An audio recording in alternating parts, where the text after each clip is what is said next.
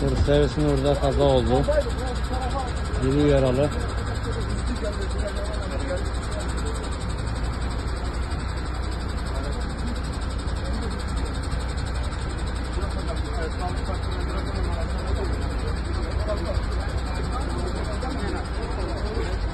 Alo. Alo.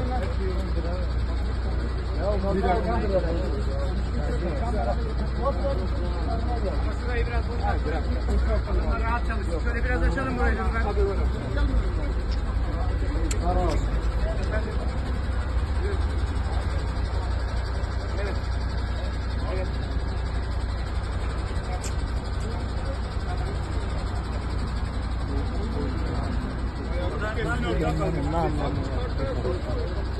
O kadar hızlı gelmenin ne anlamı? Ha ya uçuyorlar da Uçuyor abi ya.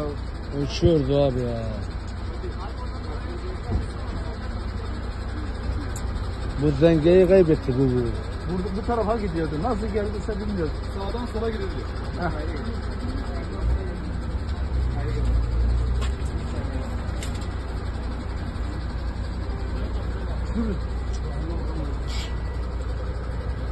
Ambulans nerede? Vallahi adam ambulans var ya. Ha?